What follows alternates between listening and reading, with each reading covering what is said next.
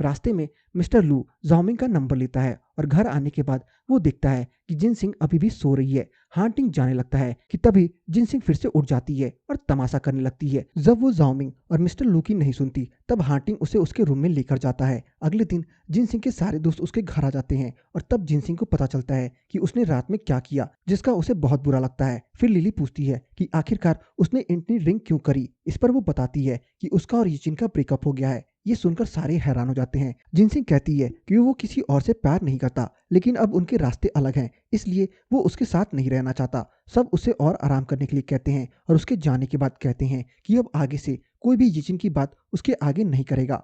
Room में आने के बाद जिनसिंग रोने लगती है, लेकिन तभी हांटिंग का मैसेज आता है कि उनकी राइवल कंपनी अपना न्यू प्रोडक्ट लॉन्च कर चुकी है। उनका प्रोडक्ट कब तैयार होगा और कहता है कि उन्हें काम और बढ़ाना होगा। जिनसिंग कहती है कि वो उसे जल्द ही रिपोर्ट करेगी। इसके बाद जिनसिंग अपने आप को काम में बहुत बिजी कर लेती है ताकि उसका ध्यान और किसी बात पर ना जाए। उधर क्यूजी यिचिन से मिलने उसके क्लिनिक जाती है। वो वहाँ किसी काम से गई होती है, लेकिन यिचिन से पूछती है कि ब्रेकअप के बाद वो कैसा है। यिचिन कहता है कि उसे कुछ समय और चाहिए। इसके बाद क्यूजी कहती है कि उसे कुछ पूछना है अपने काम के बारे में और वो बातें करने चले जाते हैं। हांटिंग का दोस्त उससे कहता है कि उसे बिजनेस का ध्यान रखना चाहिए। हानहाई बहुत ही जल्दी आगे बढ़ रही है। अगर ऐसे ही चलता रहा तो जिन सिंह का बिजनेस खतरे में आ जाएगा। ऑफिस में बोर्ड मेंबर्स भी हांटिंग से काफी सवाल करते हैं नए बिजनेस इन्वेस्टमेंट के बारे में। इसके बाद उसके पास जिनसिंग का मैसेज आता है कि वो उसे रिपोर्ट देने आ रही है। हांटिंग अपने सेक्रेटरी से पूछता है कि उसे अपने ब्रेकअप से मूव ऑन करने के लिए कितना समय लगा था। वो कहता है कि उसे 1 से 2 महीने समय लगे थे।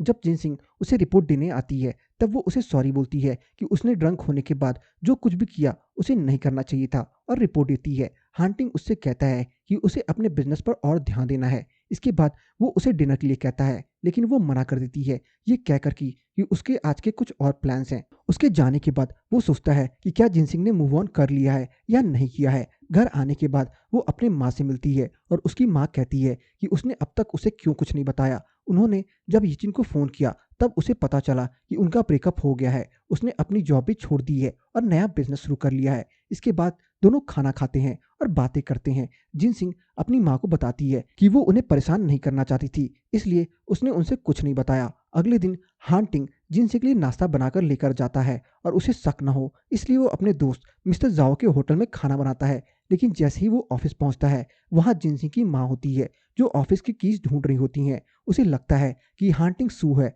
और उसे ऑफिस में चलने के लिए कहती हैं। इसके बाद वो ऑफिस में जाने के बाद उसे ब्रेकफास्ट लगाने के लिए कहती हैं और स्ट्रॉबेरीज ढूंढने के लिए कहती हैं, लेकिन वो टैप पहले से ही टूटी हुई होती है और हांटिंग जैसे ही टैप खोलता है वो पानी से भीग जाता है। फिर जिनसिंग की माँ उसे एक्स्ट्रा स्वेटर देती है और कहती है कि वो अपने कपड़े चेंज कर ले, नहीं तो उसे सर्दी लग जाएगी और वो बीमार हो जाएगा। ऐसे में हांटिंग को कपड़े चेंज करने पड़ जाते हैं। जैसे ही जिनसिंग ऑफिस आकर ये सब देखती है वो अपनी माँ से कहती है कि हांटिंग उसका बॉस और इन्वेस्टर है और हांटिंग से माफ़ी मांगती है। फिर सभी लोग साथ में बैठकर नाश्ता करते हैं और बहुत सारी बातें करते हैं।